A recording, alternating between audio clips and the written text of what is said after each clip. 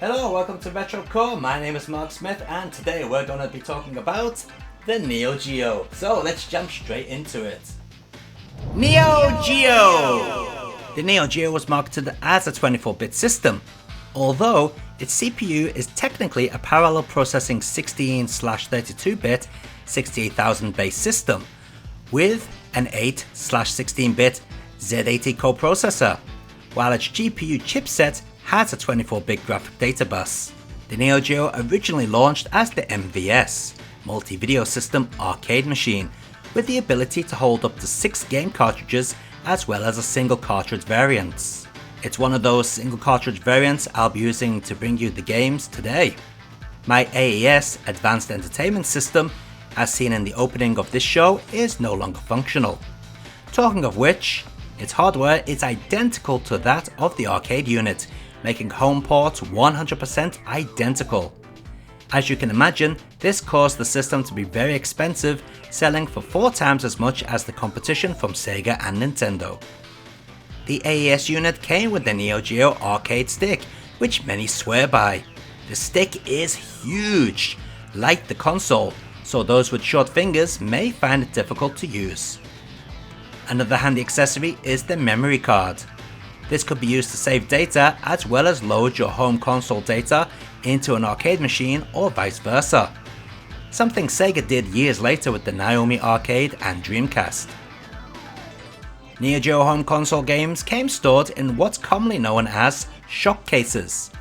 The originals were kind of flimsy plastic that resembled a video rental case, while the later revisions used harder plastic similar to a Mega Drive case. As you can see, MVS arcade cartridges are slightly different in design and incompatible with the home console. Neo Geo games are huge. Originally, cartridges could store up to 330 megabits, but that soon changed to 716 megabits by using bank switches. The cartridges are also massive in actual size. Just look at how they dwarf the main competitors of the time. Neo Geo! So, a lot of good information there about the Neo Geo hardware and its games. But I know why you're here to see some games in action. So let's jump into one of my favourite earlier games, Garan Densetsu Special, better known as Fatal Fury Special.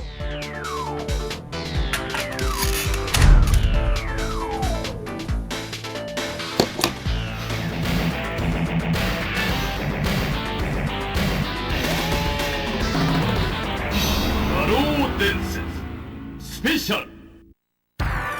Round 1. Garan Densetsu Special is basically an update of Fatal Fury 2 that was released in 1993. It added 3 characters from the first Fatal Fury game, Ryo from Art of Fighting, who was a hidden character, and made the bosses into playable characters. So why do I like this game so much? Well, in my opinion, it was the first truly great Neo Geo one-on-one fighter.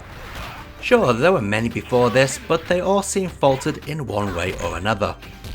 Fatal Fury Special, to give it its English name, played really well, had loads of characters, amazing music, and many rounds. It just seemed like SNK had finally gotten it right.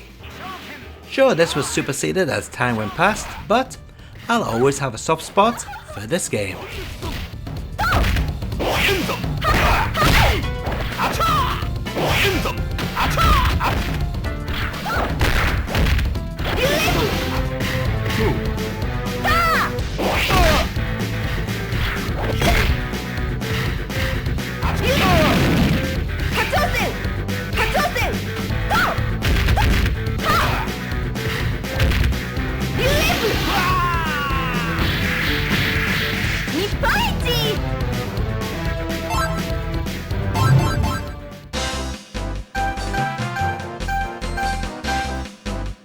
Many think of the Neo Geo as just a one-on-one fighter platform, yet it has so much more to offer, including quite a large selection of shooters. Let's kick them off with Strikers 1945 Plus from Psikyo. Now, if you've played one Psikyo shooter, then you've played pretty much all of them, or at least the ones that were on pre-Dreamcast hardware. This causes the games to become a little dull if you play too many shooters from Psikyo, and Strikers 1945 Plus is no exception. However, if you've never played a Psikyo shooter before, there's quite a lot here to keep you amused. There are a total of 7 planes available, each of which has a standard upgradable machine gun attack and bomb. Each plane also starts with one more powerful super shot and can earn more by destroying enough enemies, or if you dodge enough bullets, you can fill the meter to gain another super shot. For the time, the action is fast paced with loads of lovely explosions, but it never seems to get too taxing on the default setting. Graphically, it's quite pleasing, and I do like some of the music scores used throughout the game. Maybe not something that I'd recommend, but good enough.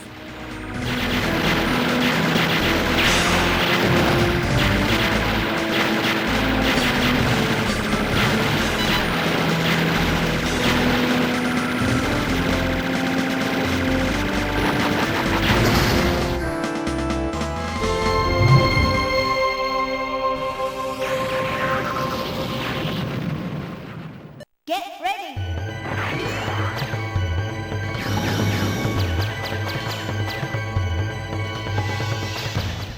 Released during the mature years of the Neo Geo's life, Blazing Star is a beautiful experience to behold. From the cool opening to the gorgeous in-game graphics to the audio, it's all good. Or is it? Well, I have to say that I do like the way it plays. There's none of that crazy mixing of weapons that treasure games like to do.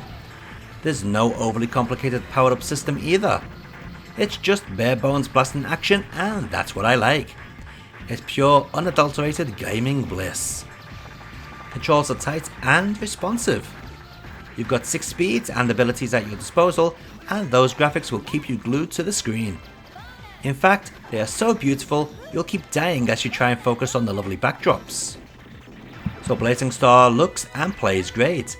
So what's the problem? Well, it's the audio. While pretty much all of the music in this game is fantastic, there is an issue. And this is an issue that really drives me nuts. It's all in mono. Yes, this is one of the many Neo Geo games that has mono music because it's sampled. I understand this is done to save on memory space, but come on, this is a Neo Geo. Cartridge memory space is a moot point. An extra few megs of memory could have given us stereo music and turned this into one of the best gaming soundtracks of its time. Oh, and some may get annoyed by the constant bonus speech. Still, despite my disappointment with the audio, this is still an awesome shooter for the Neo Geo.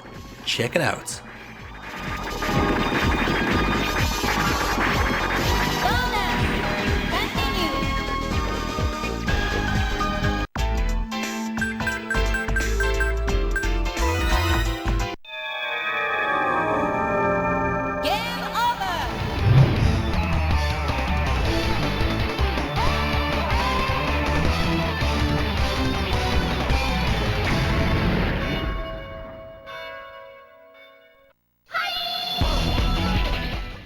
The Power Instinct series has always been very odd. The kind of odd that makes you wonder what the developers were smoking. Well, here we are with the 5th game in the series, going under the name of Matrimeli. Only this time, we not only need to ask what were the developers smoking, but for how long were they tripping when they came up with the idea for this one. Maybe it's because the game is now developed by Noise Factory. All previous games came from Atlas, although Atlas still holds some rights to the series. This new sequel features 4 totally new characters and 1 new boss called Princess Sissy. Yes, that's really her name. Several characters from Rage of the Dragons are also present via an unlockable cheat code, since that was also developed by Noise Factory. There's also a few game elements borrowed from Rage of the Dragons as well. None of this explains why the game is so messed up though. but I'm sure you've figured that out by now. The character roster is full of misfits such as Poochie, a human dog hero in pajamas, a sadomasochist priest, and a powerful farting old guy. Not only are the characters nuts, but so are the backgrounds, most of which feature some sort of singing act, just casually performing while two characters beat the crap out of each other. It's surreal. It's just a shame that all the music is in mono, but that's Noise Factory for you. They seem to hate stereo sound. If you're bored of the so-called serious fighters, you can't go too far wrong with this one. It will definitely put a smile on your face if nothing else.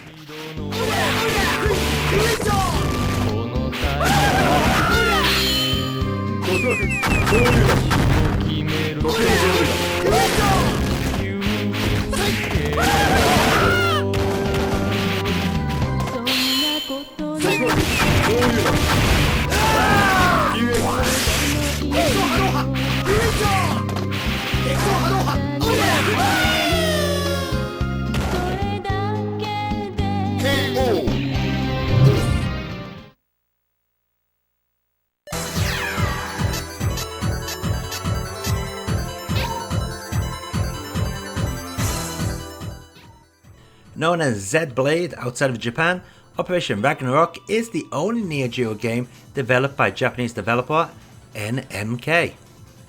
NMK were never really known for their games, although they did produce many titles for other companies, mostly being Jaleco. The story of Operation Ragnarok goes like this. In the future, mankind travels to every planet in the solar system. A large project to establish the space frontier is started with the development of an automated space station, which is controlled by a state-of-the-art supercomputer. The crew of the station refused to respond to any of Earth's communications, months after deployment. Suddenly, it attacks the Earth using a large fleet of highly developed space fighters, robots, and war machines. Operation Ragnarok is erected, wherein 3 of the Earth's best space fighter pilots must restore order by seizing control of the station and halting the invasion. Quite a typical story, but we all know shooters don't need a story to be fun. What we have here is a fun yet somewhat uninspiring shooter, yet it still manages to retain your interest. Why is that? Could it be the techno-inspired soundtrack? Or is it wanting to see what the next stage has to offer? It's hard to say, but one point that is immensely satisfying about this game is the firepower. Both front and back shots can be powered up individually, leading to some awesome screen-filling destruction, and you'll need it, as the stages can become quite busy at times. I especially love it when my back weapon is so powerful that nothing coming from the left side of the screen can even make it quarter of the way across. Operation Ragnarok may not be the greatest Neo Geo shooter, but it's sure entertaining and one that never received a home release, despite being completed.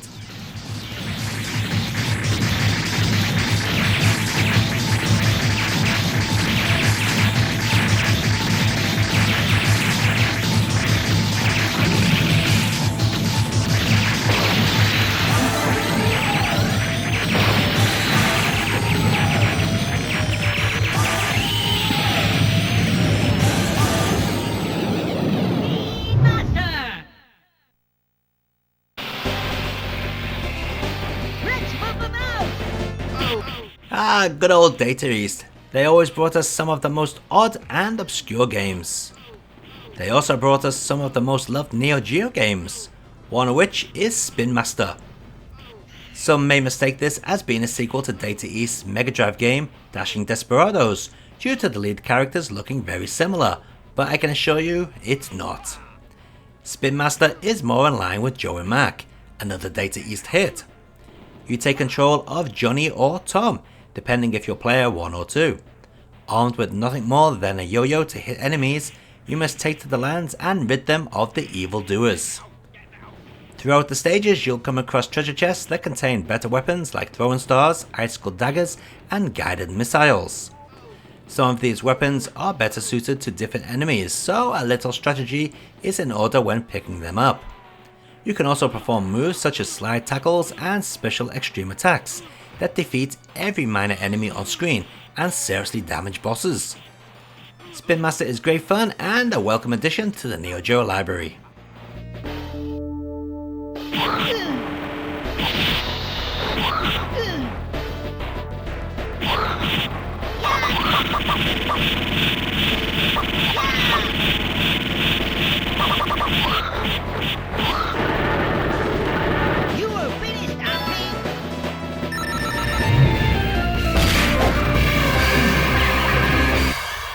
Snk Football Championship.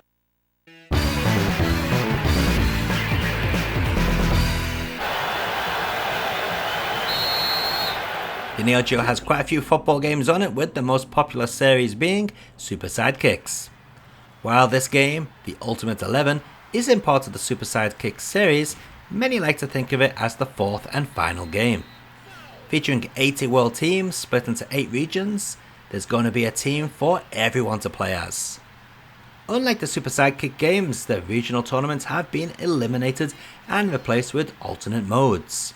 The Snk Football Championship, which is the game's namesake, and an elimination tournament in which the player can select any one opponent from any region to play. The last region played is the deciding match. Good player performance opens up a match against the hidden boss team called Snk Superstars, which features characters from Snk's fighting games as players. I really do love this idea, and it's quite funny to see characters from other games playing football. Being a major arcade player, in many countries you'd expect the Neo Geo games to feature corporate sponsors. However, the Ultimate 11 was one of the few Neo Geo games to actually do this, Akai, the electronics brand, being the sponsor of this game. Sadly, Akai folded in 2000. Now the company's name is stuck onto cheap crap from minor manufacturers.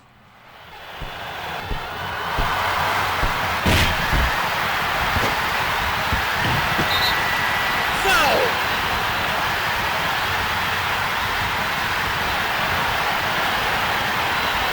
Lights out! Free kick!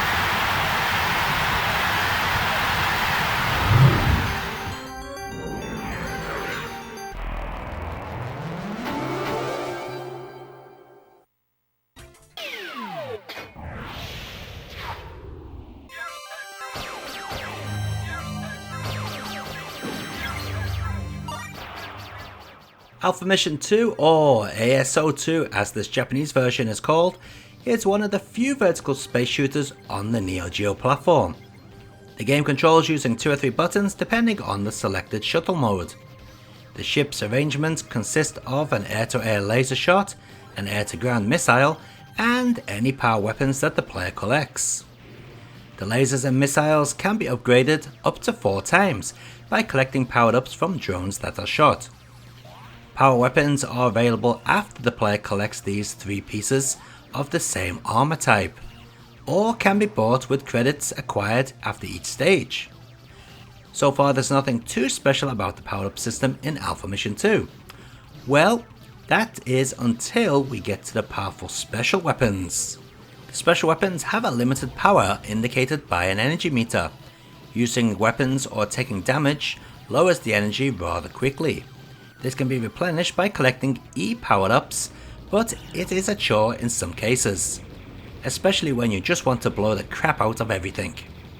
To try and make the pretty bland gameplay more interesting, there are various hidden items around the stages, such as an R item, which puts the shuttle in reverse, sending you back a good minute's worth of gameplay down the stage. This item is bloody annoying. There is an opposite item though that warps your shuttle about 1 minute through the stage, saving you the trouble of killing the enemies. There are 7 stages in Alpha Mission 2, with the last one consisting of a single boss battle. It's quite a long game due to the stage's length, and also a very difficult one at times. If you had to buy a vertical shooter for the Neo Geo, this shouldn't be it. There's much better games of this type out there.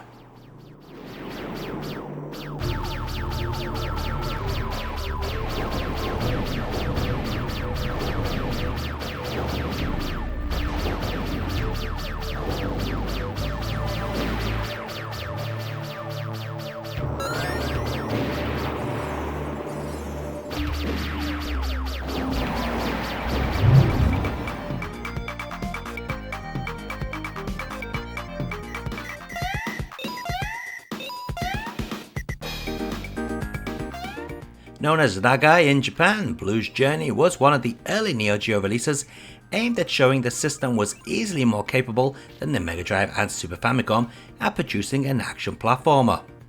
You take control of the heroic young man, Blue, who has to save the peaceful planet of Ragai from the evil Daruma Empire, which plans on consuming the planet's resources and polluting it. Blue has the ability to stun enemies, pick them up, and throw them as projectiles. He can also shrink himself down in order to access hidden areas. Being that this is an action platformer, a second player can also join the action by taking control of Princess Fa, who has similar powers to Blue. While there's nothing really wrong with this game, the stages are fairly short, and only has 6 worlds comprised of 4 levels each, apart from the first, which contains 2. You only play 3 of these worlds, however, with the game giving you a choice of route to take. I find the gameplay can get a little repetitive at times due to the unmarkable levels, as you move from left to right, performing basic jumps to get through. There are some fun sections, however, with moving or falling platforms, and moments where you can swing on vines to avoid non-destructible projectiles and circular saw blades. The underwater sections also offer a change of pace, requiring you to be a bit more precise. Overall, Blue's Journey isn't a total disaster, but it could have been so much better given the power of the Neo Geo.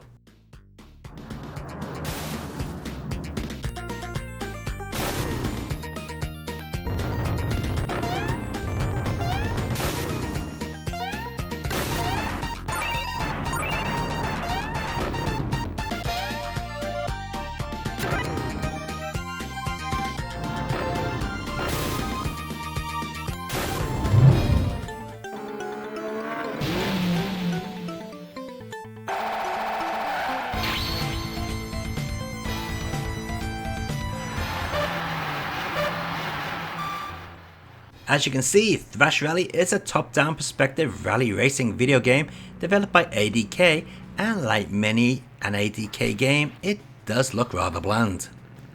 Based upon the 1992 World Rally Championship and the 1992 Paris Cape Town Dakar Rally, Thrash Rally has you selecting one of 6 cars based upon real cars.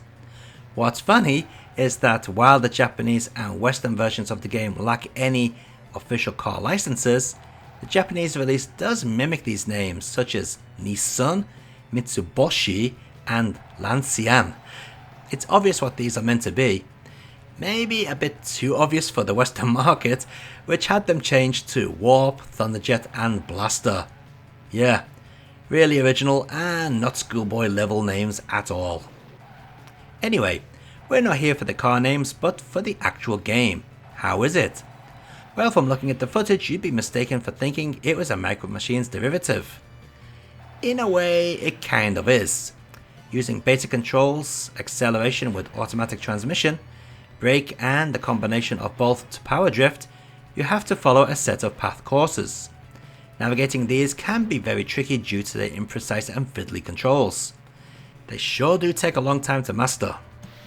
In the World Championship, each location consists of different stages that need to be finished in a single run. There's a strict time limit, and you'll receive a time bonus upon finishing a section. The Dakar mode is one long track without stops. The championship uses regular cars as mentioned, but in the Dakar race you can also choose a sand buggy, off-road bike, and a truck. Thrash Rally is the only overhead racer on the Neo Geo. Neo Drift Out and Overtop, which you'll be seeing later, use a 3/4 high view. And with that in mind, maybe I should be more lenient on it. Bollocks. It's an average game at best with dumb AI and a timer that's a little too tight.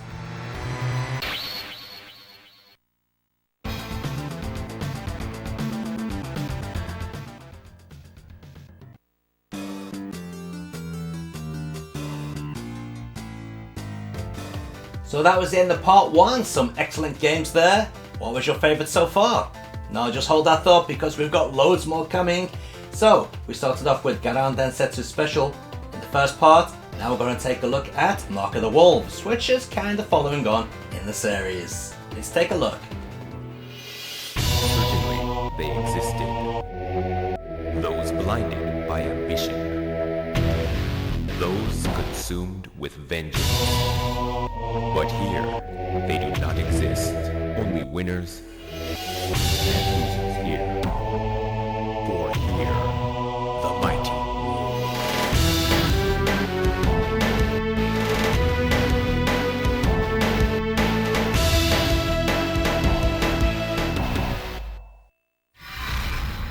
Garo, Mark of the Wolves.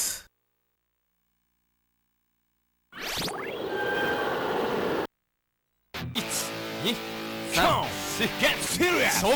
Round 1. Fight!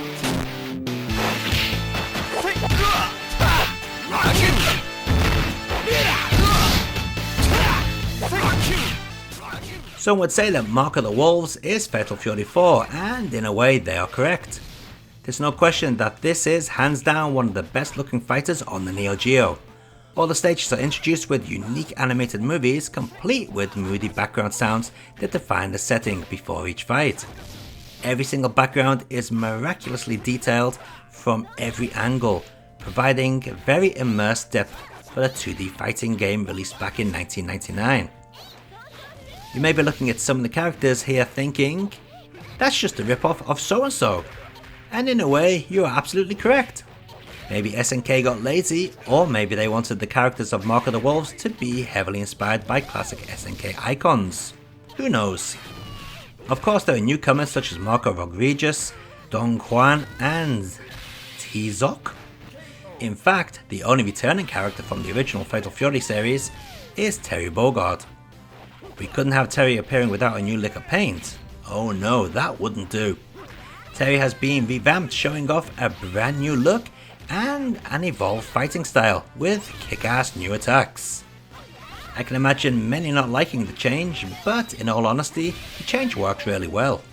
Mark of the Wolves gameplay is rock solid, smooth, and offers one of the most fleshed out systems seen from an SNK fighter. Aside from the staple 2D mechanics, Mark of the Wolves introduces several interesting elements, such as the tactical offense position. When a life gauge reaches a certain area, the character enters the tactical offense position mode, giving them the ability to use an exclusive special attack, as well as a gauge life recovery and increase attack damage. Where you decide to position your TOP can decide the outcome of battle, making it a surprisingly strategic mechanic unique to Mark of the Wolves.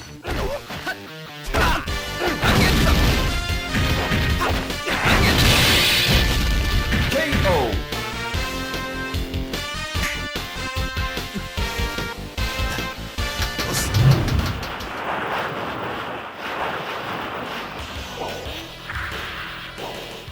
What's better than beating the crap out of a load of mutants in a walk-along beat-em-up? Not much, I think. So with that in mind, I had high hopes for Mutation Nation, but does it deliver? Well, let's start with the story. In the year 2050, a mad scientist was shut down by his superiors after conducting bizarre biological experiments. However, soon after, his lab exploded and the scientist himself mysteriously disappeared. Now, several years later, there's a new building on top of the forgotten slum where the experiments took place, and suddenly, a genetic virus has started to spread amongst the tenants, turning them into vicious mutants.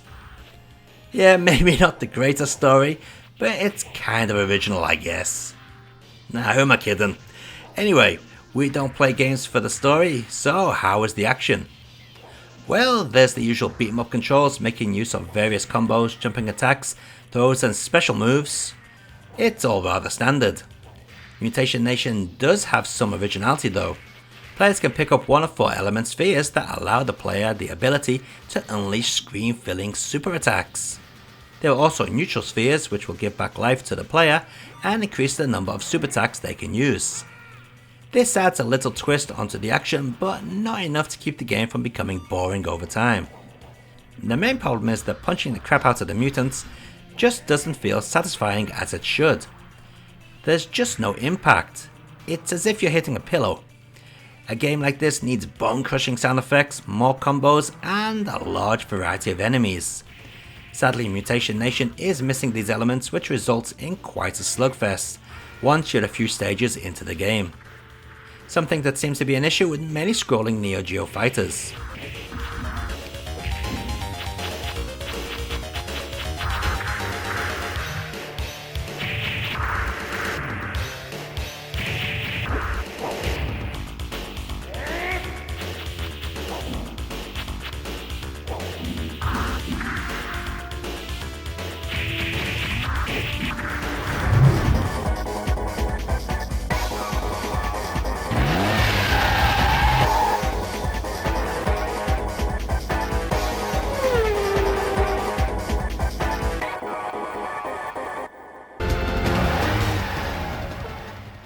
Let's take a look at another Neo Geo racer, Overtop by ADK.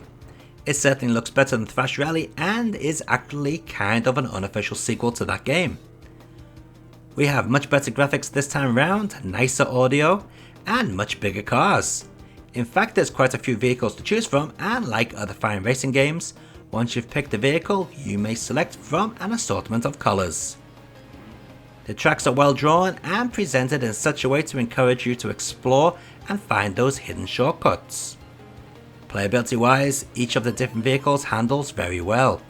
I was amazed at how fast the track blew by when I chose to drive the Ferrari. Almost too fast, might I add. In fact, each car involves a totally new way of tackling the race, since some cars cannot operate on certain terrains as well as others. This forces the player to choose wisely. You can't be driving the Ferrari all of the time. Unfortunately, there's only one big track with multiple sections. While you get to race on just about everything along this winding track, I would have loved to have seen more.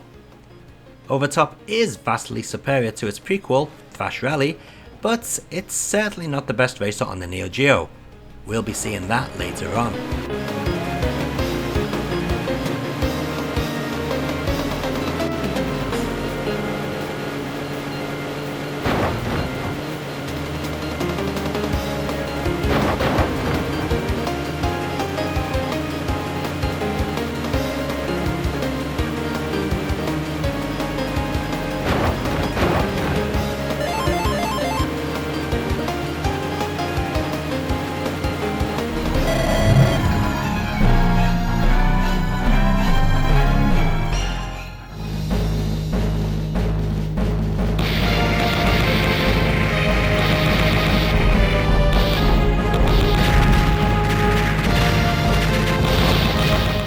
Being developed by Saurus, who was previously known for the Shock Troopers Run and Gun series, and published by Yume Kobo, who had previously done work on Pulsar and Blazing Stars, you'd expect Prehistoric IL-2 to be a pretty good shooter, and you'd be right.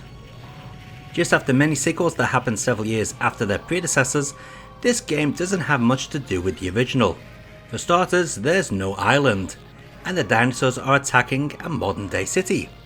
Only a couple of the stages actually deal with the beasts attacking human settlements though. So it's not even the Godzilla-esque experience the intro seems to promise. In the original game we had biplanes, which have been replaced by modern attack helicopters, which counts as a plus since shoot 'em ups and video games in general, the featured choppers are still pretty rare. Besides the pretty nice if not a little dated CG rendered graphics and the occasional camera-like stage transition, there's one more thing that brings a smile to my face when playing this game, and that is the people who need to be rescued. Fly over to these poor individuals to pick them up and carry them to the Blue Cross helicopters that show up. It's so funny having a few characters dangling from your helicopter as you battle your way through the hordes of dinos out to eat you for lunch. Unfortunately for these poor sods, they'll most likely end up getting slaughtered, as you're more likely or not going to crash before you reach the Blue Cross helicopter. Prehistoric IL-2 is a goofy title for sure. Over the top wannabe epic BGM, rainbow coloured dinosaurs, shooting fire and lasers, speech bubbles and stupidly high score bonuses really do show you that this game is not taking itself too serious. And this is what makes Prehistoric IL-2 worth playing. It's most definitely not the best shooter on the Neo Geo, but it is fun.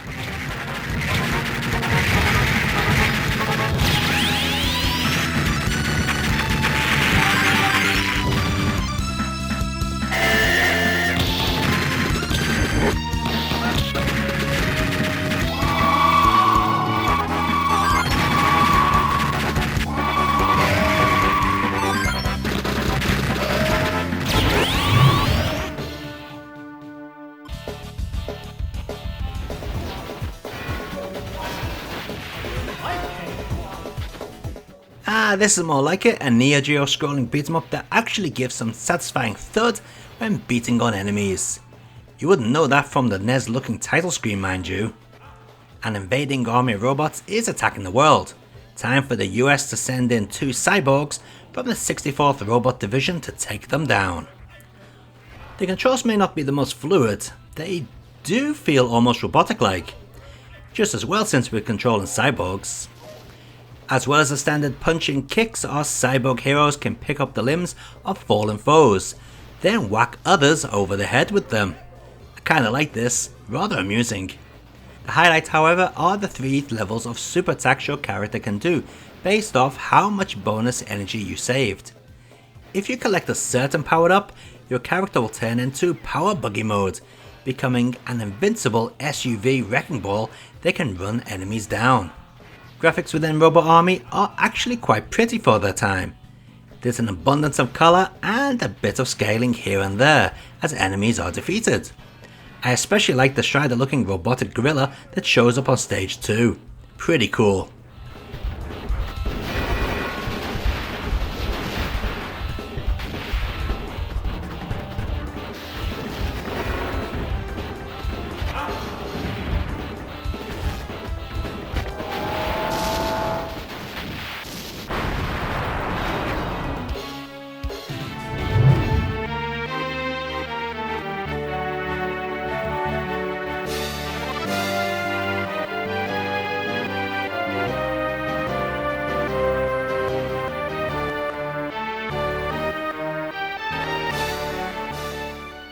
Last Blade 2 by Snk utilizes an 8-way movement 4-button scheme for the player to control their character's action in battle.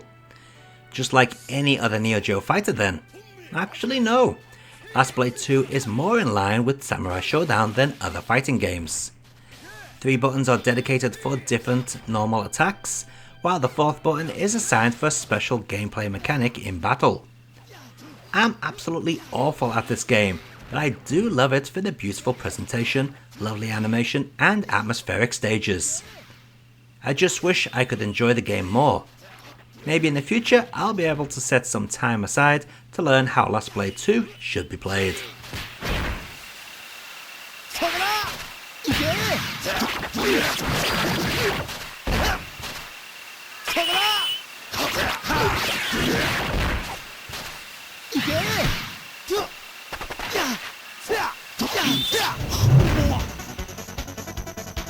Drift out.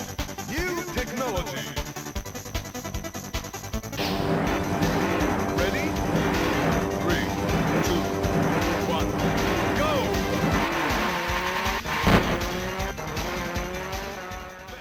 Okay, here it is, the one racing game you must have for your Neo Geo.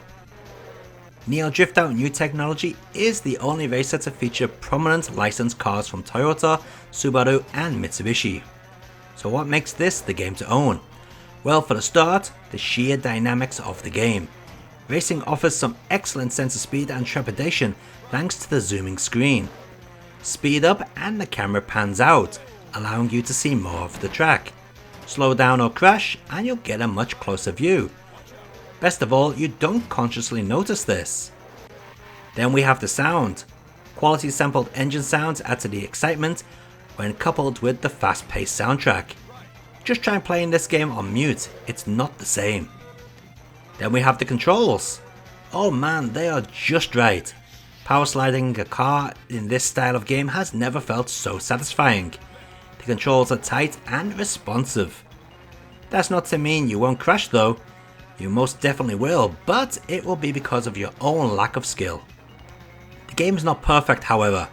I feel the time limit is a little too strict, which may put off new gamers. However, stick with it, learn the course, and you'll find yourself truly enjoying this one.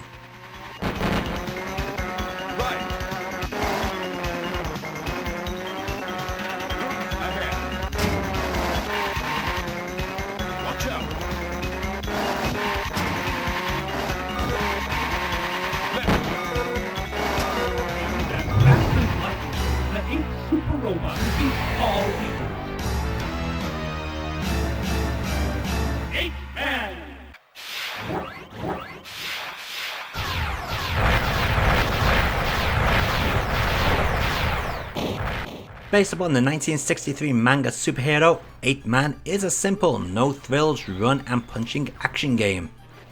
Well, with special bomb attacks thrown in for a little added excitement.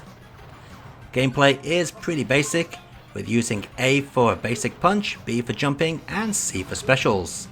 Pressing A and B together releases a spinning kick, and holding down B allows the player to slide. Unfortunately, due to the game mostly taking place on one plane, movement is limited to left or right. There is a total of 4 stages to play through, with each stage being divided into segments to lengthen the gameplay. At times the game includes simple platform jumping to mix things up, although for the bulk of the time you'll be running at high speeds down a highway. While 8-Man is very basic, I do kind of enjoy it. Sure, it's not a game you want to be paying big bucks for, but for something to throw a couple of coins into at the arcade, it's actually quite entertaining.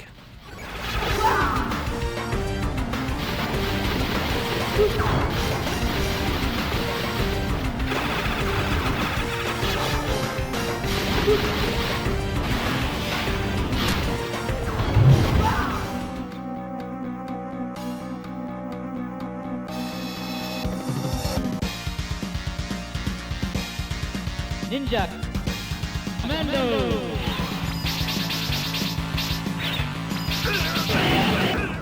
What's better than a ninja? A Ninja Commando, of course! This Ikari Warriors, a much older SNK game, inspired action title has you take control of one of 3 young ninja commandos from around the world, who must team up to stop the villain Spider and his Mars Corporation from using a time machine to destroy the past and control the future. Gripping stuff, wouldn't you say? Okay, maybe not, but it does make for a great excuse to blast stuff. You may be surprised to learn that this game was released in 1992, based upon the graphics.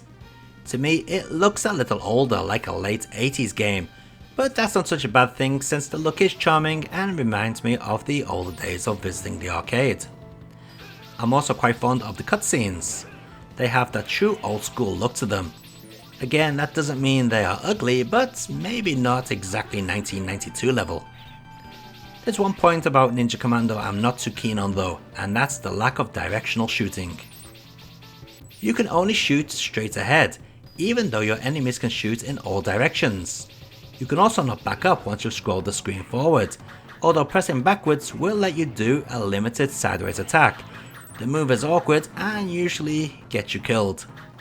This means that if you have attackers on either side of you, you cannot turn sideways to shoot them. Likewise, you also cannot go backwards and shoot them from the front. This puts you in a bad situation, and usually it's best just to run forward, sometimes into danger. Making this a directional shooter would have really improved the game.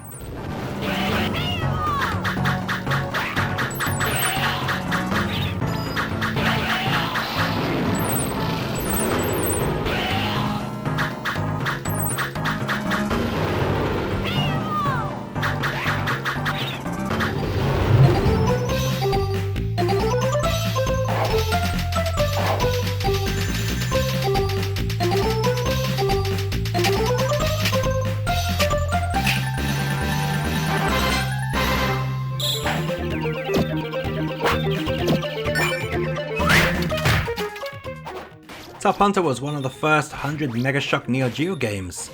Before then, many games were around 40 to 60 Mega games. It was rather special having a 100 Mega game back then, and you could tell with Top Hunter that it was pushing some extra space. The graphics were lovely for the time, rich with detail and large sprites for the platformer. Being a special release, the game needed something to stand out, so what we got are 2 playfields. Kinda like some of the stages in Clockwork Knight for the Saturn. You can jump to and from the background layer to help you through the stage. In some cases, jumping between the layers will enable you to find secrets, and in others, it's necessary to get through a stage. You can choose between 2 characters, Roddy and Kathy. It doesn't really matter who you choose, as they control basically the same. You can jump on enemies to flatten them, or hit and grab, pick up and finally throw them. When throwing an enemy at another, you'll kill both. Nice! You can do special attacks too. Like in Street Fighter, you can throw a fireball. You can dash, and when in the air, you can strike down. All this makes the gameplay quite varied. Unfortunately, sometimes specials may not work, which can be quite annoying. Is Top Hunter a classic? Well, I sure do like it, but maybe it's not an all-time classic.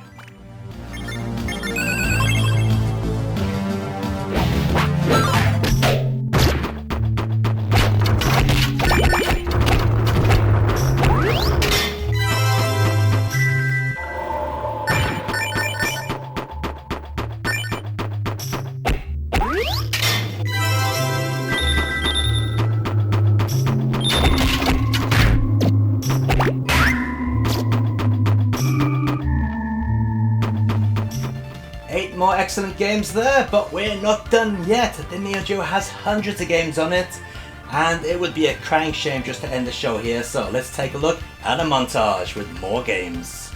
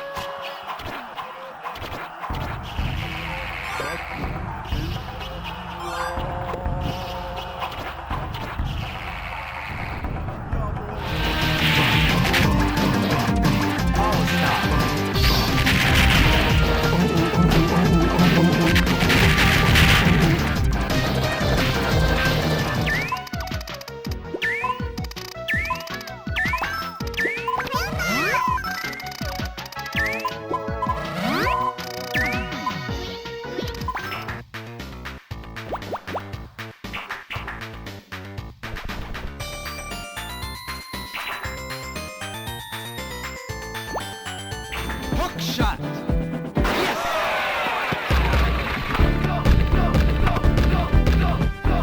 Half-court shot!